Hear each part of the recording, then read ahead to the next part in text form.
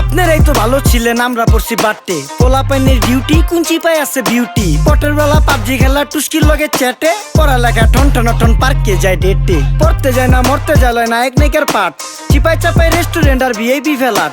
এই শহরে খেলাধুলার নাইকা কোনো মাঠ। বাচ্চা লেয়া মসজিদ গেলে বুইরারা দেয় ঘাট।